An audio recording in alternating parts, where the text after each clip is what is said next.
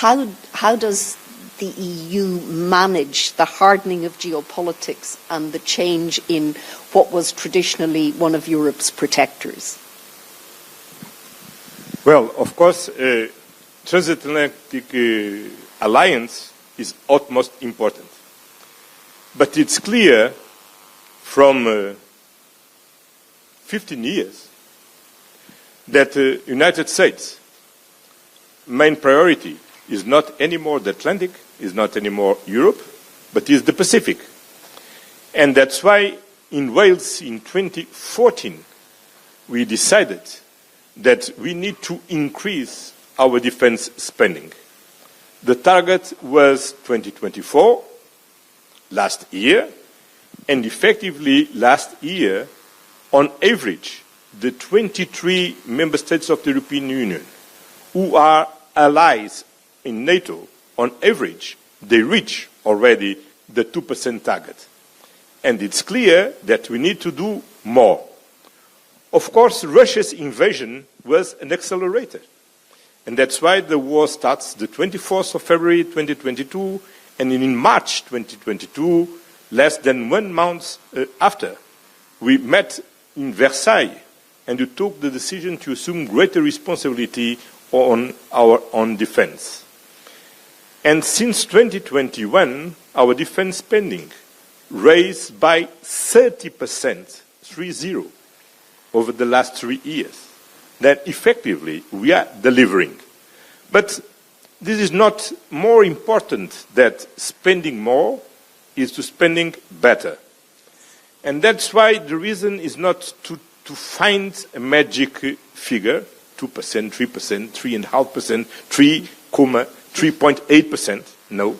The most important is to define what we need to invest. And that's why these last 3 months, first in our brainstorming day on defense, with the participation of the Secretary General of NATO and the UK Prime Minister, we decided to prioritize our investment on capabilities, and the same capabilities defined by the European Defence Agency in full coherence with NATO priorities. Now NATO is evaluating what is the budgetary path to fulfill the gap on these capabilities.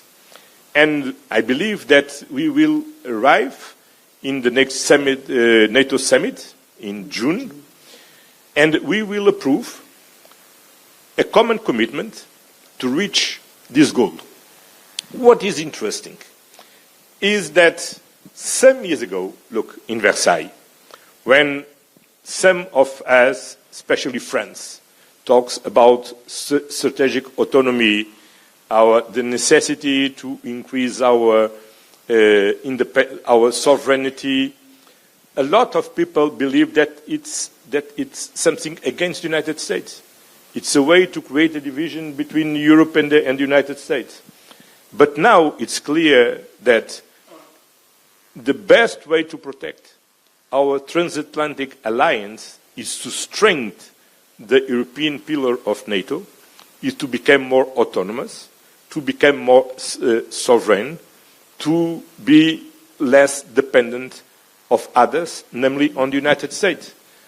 I don't know if you can say that les bons esprits se rencontrent, because I'm not sure if you have les bons esprits in everywhere, but in fact, it's a real convergence.